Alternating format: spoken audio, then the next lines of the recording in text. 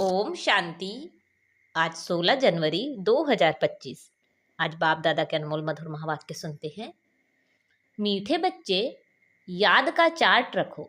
जितना जितना याद में रहने की आदत पड़ती जाएगी उतना पाप कटते जाएंगे, कर्मातीत अवस्था समीप आती जाएगी। आज के मूल्य में प्रश्न है, चार्ट ठीक है व नहीं, इसकी परख किन 4 बातों से की जाती है? उत्तर है आसामी, चलन, सर्विस और खुशी। बाप दादा इन 4 बातों को देखकर बताते हैं कि इनका चार्ट ठीक है या नहीं। जो बच्चे म्यूजियम या प्रदर्शनी की सर्विस पर रहते, जिनकी चलन रॉयल है, अपार खुशी में रहते हैं, तो जरूर उनका चार्ट ठीक होगा। आज की मुरली में गीत बजा है, मुखड़ा देख ले प्राणी। ओम शांति।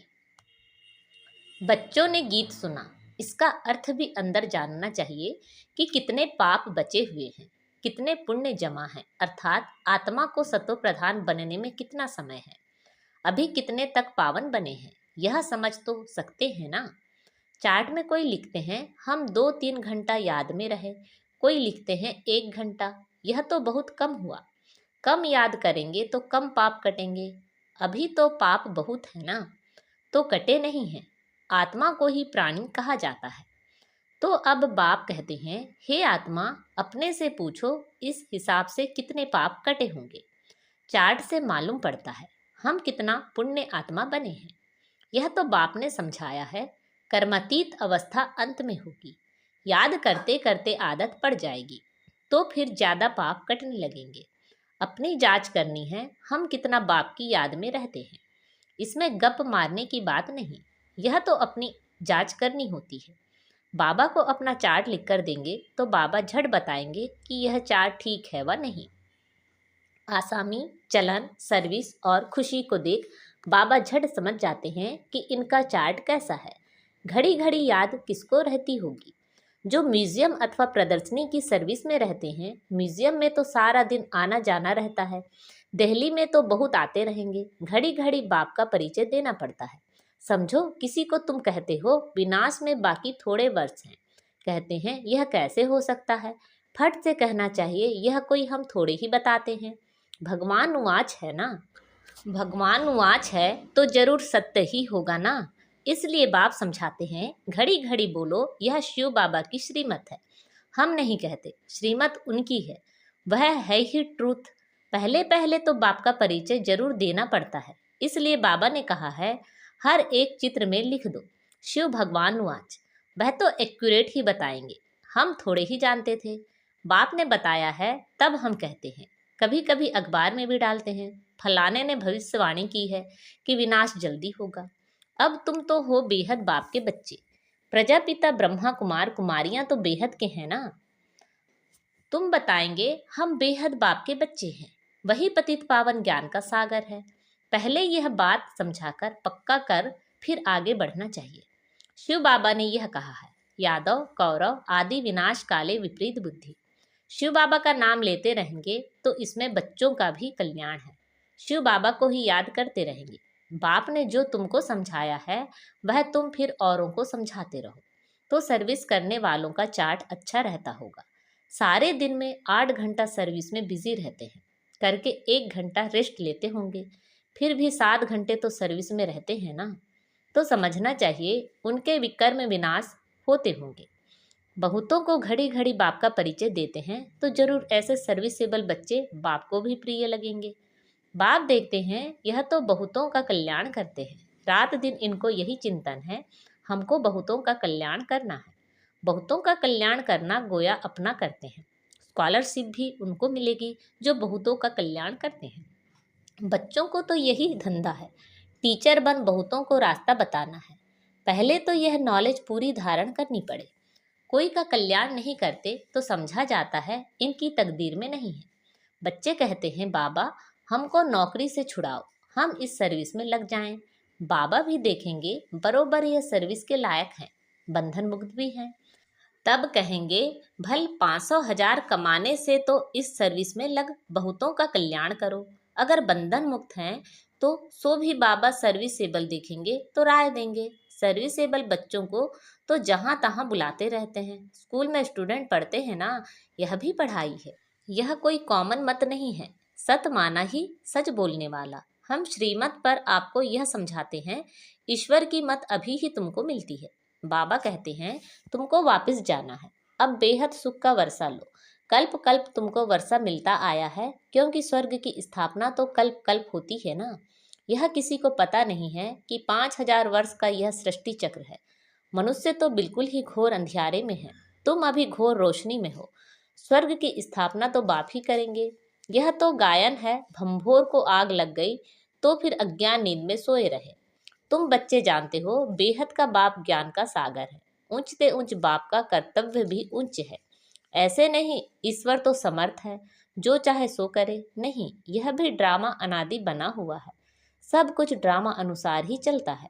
लड़ाई आदि में कितने मरते हैं, यह भी ड्रामा में नोंद है। इसमें भगवान क्या कर सकते हैं?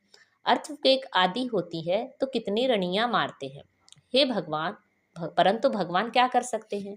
भगवान को तो तुमने बुलाया है, आकर विनाश करो। पतित दुनिया में बुलाया है, स्थापना करके सबका विनाश करो। मैं करता नहीं हूँ, यह तो ड्रामा में नोंद है। खूने नाहक खेल हो जाता है, इसमें बचाने आदि की तो बात ही नहीं है। तुमने कहा है पावन दुनिया बनाओ, तो जरूर पतित आत्माएं जाएंगी ना। कोई तो बिल्कुल समझते नहीं है, श्रीमत का अर्थ भी नहीं समझते हैं। भगवान क्या है कुछ नहीं समझते। कोई बच्चा ठीक पढ़ता नहीं है तो माँ बाप कहते तुम तो पत्थर बुद्धि हो। सतयुग में तो ऐसे नहीं कहते, कलयुग में है ही पत्थर बुद्धि। पारस बुद्धि यहाँ कोई हो ना सके। आजकल तो देखो मनुष्य क्या क्या करते रहते हैं, एक हाथ निकाल दूसरी डाल देते हैं। अच्छा, इतनी मेहनत कर यह किया, परंतु इससे फायदा क्या? करके थोड़े दिन और जीता रहेगा। बहुत रिद्धि सिद्धि सीख कर आते हैं, फायदा तो कुछ भी नहीं। भगवान को याद ही इसीलिए करते हैं, हमको आकर पावन दुनिया का मालिक बनाओ। अब पतित दुनिया में रह बहुत दुखी हुए हैं। सतयुग में तो कोई बीमारी आदि दुख की बात होती नहीं। अभी बाप द्वारा तुम कितना उच्च पद पाते हो। यहाँ भी मनुष्य पढ़ाई से ही उच्च डिग्री पाते हैं, बड़े खुश रहते हैं। तुम बच्चे समझते हो यह तो बाकी थोड़े रोज जिएंगे, पापों का भोजा तो सिर पर बहुत है, बहुत सजाए खाएंगे। अपने को पतित तो कहते हैं ना। विकार में जाना पाप नहीं समझते, पाप आत्मा तो बनते हैं ना। कहते हैं गृहस्थ आश्रम तो अनादि चला आता है। समझाया जाता है सतयुग त्रेता में पवित्र गृहस्थ आश्रम था, पाप आत्माएं नहीं थे। यहाँ पाप आत्माएं हैं, इसलिए दुखी हैं। यहाँ तो अल्पकाल का सुख है, बीमार हुआ यह मरा, मौत तो मुख खोलकर खड़ा है। अचानक हार्ट फेल हो जाते हैं। यहाँ है ही काग विष्टा समान सुख, वहाँ तो तुमको अथाह सुख है। तुम सारे विश्व के मालिक बनते हो, किसी भी प्रकार का दुख नहीं होगा, ना गर्मी ना ठंडी होगी, सदैव बाहरी मौसम रहेगा। तत्व भी ऑर्डर में रहते हैं। स्वर्ग तो स्वर्ग ही है, रात दिन का फर्क है। तुम स्वर्ग की स्थापना करने के लिए ही बाप को बुलाते हो, आकर पावन दुनिया स्थापन करो, हमको पावन बनाओ। तो हर एक चित्र पर शिव भगवान वाच लिखा हुआ हो, इससे घड़ी घड़ी शिव बाबा याद आएगा, ज्ञान भी देते रहेंगे। म्यूजियम अथवा प्रदर्शनी की सर्विस में ज्ञान और योग दोनों इकट्ठे चलते हैं। याद में रहने से नशा चढ़ेगा। तुम पावन बन सारे विश्व को पावन बनाते हो। जब तुम पावन बनते हो तो जरूर सृष्टि भी पावन चाहिए। पिछाड़ी में कयामत का समय होने के कारण सबका हिसाब किताब चुकतू हो जाता है।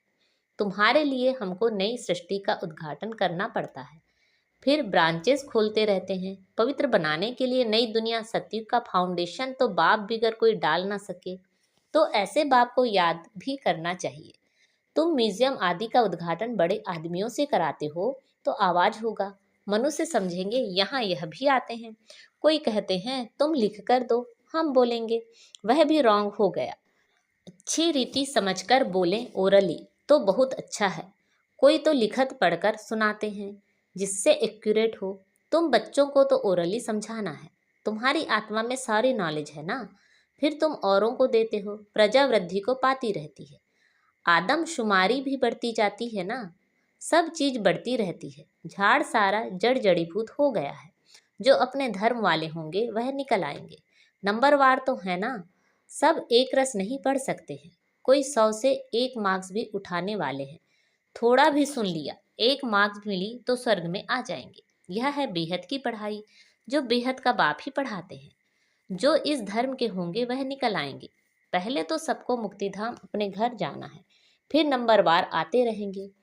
कोई तो त्रेता के अंत तक भी आएंगे। भले ब्राह्मण बनते हैं, लेकिन सभी ब्राह्मण कोई सतयुग में नहीं आते, त्रेता अंत तक आएंगे। यह समझने की बातें हैं। बाबा जानते हैं राजधानी स्थापन हो रही है, सब एक रस हो नहीं सकते। राजाई में तो सब वैरायटी चाहिए। प्रजा को बाहर वाला कहा जाता है।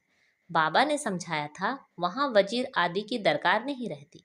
उन्हों को श्रीमत मिली जिससे यह बने, फिर यह थोड़े ही कोई से राय लेंगे। वजीर आदि कुछ नहीं होते। फिर जब पतित होते हैं तो एक वजीर एक राजा रानी होते हैं। अभी तो कितने वजीर हैं। यहाँ तो पंचायती राज्य है ना।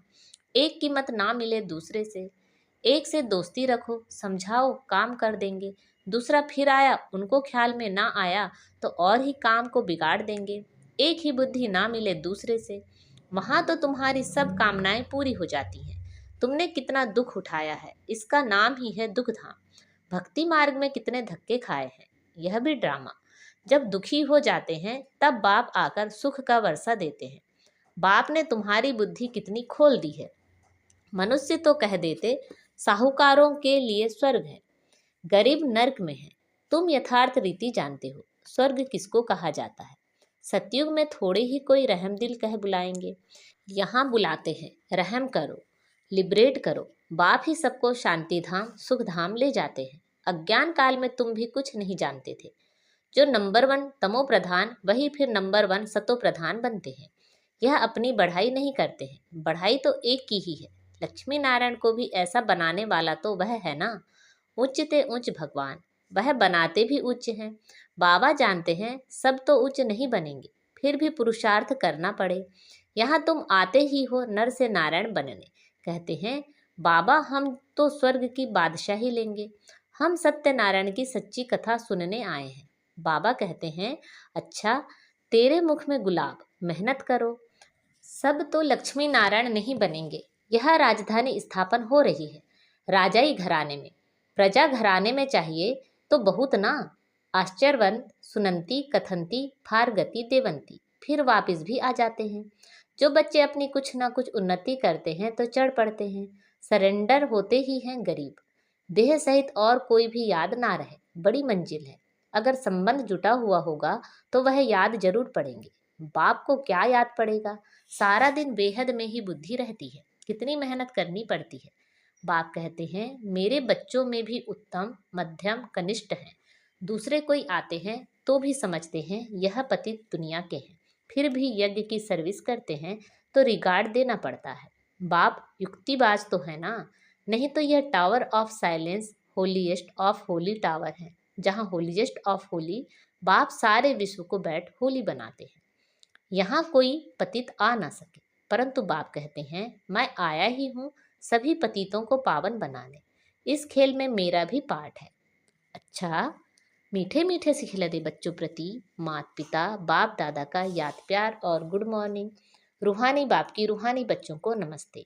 हम सब रूहानी बच्चों की रूहानी माता पिता बाप दादा को याद प्यार गुड मॉर्निंग और नमस्ते। आज की मुरली से धारणा के लिए मुख्य सार हैं। अपने चार्ट को देखते जांच करनी है कि कितने पुण्य जमा हैं। आत्मा सत्तो प्रधान कितनी बनी है। याद में रहकर सब हिसाब किताब चुकतू करने हैं। स्कॉलरशिप लेने के लिए सर्विसेबल बन बहुतों का कल्याण करना है। बाप का प्रिय बनना है। टीचर बन बहुतों को रास्ता बताना है। आज बाबा ने हमें वरदान दिया है, अपने फरिश्ते स्वरूप द्वारा सर्व को वर्षे का अधिकार दिलाने वाले आकर्षण मूर्त भव। अपने फरिश्ते स्वरूप द्वारा सर्व को वर्षे का अधिकार दिलाने वाले आकर्षण मूर्त भव। फरिश्ते स्वरूप की ऐसी चमकीली ड्रेस धारण करो जो दूर दूर तक आत्माओं को अपनी तरफ आकर्षित करे और सर्व को भिखारीपन से छुड़ाए वर्षे का अधिकारी बना दे। इसके लिए ज्ञान मूर्त, याद मूर्त और सर्व दिव्य गुण मूर्त बन उड़ती कला में स्थित रहने का अभ्यास बढ़ाते चलो। आपकी उड़ती कला ही सर्व को चलते फिरते फरिश्ता सो देवता स्वरूप का साक्षात्कार कराएगी। यही विधाता वरदातापन की स्टेज है। आज का स्लोगन है, औरों के मन के भावों को जानने के लिए सदा मन मनाभाव की स्थिति में स्थित रहो। औरों के मन के भावों को जानने के लिए सदा मन मनाभाव की स्थिति में स्थित रहो। अच्छा, अब अपनी शक्तिशाली मनसा द्वारा सकाश देने की सेवा करो। मनसा शक्ति का दर्पण है, बोल और कर्म। चाहे अज्ञानी आत्माएं चाहे ज्ञानी आत्माएं, दोनों के संबंध संपर्क में बोल और कर्म शुभ भावना शुभ कामना वाले हों। जिसकी मनसा शक्तिशाली व शुभ होगी, उसकी वाचा और कर्मणा स्वतः ही शक्तिशाली शुद्ध होगी, शुभ भावना वाली होगी। मनसा शक्तिशाली अर्थात याद की शक्ति श्रेष्ठ होगी, शक्तिशाली होगी, सहज योगी होंगे। अच्छा, ओम शांति।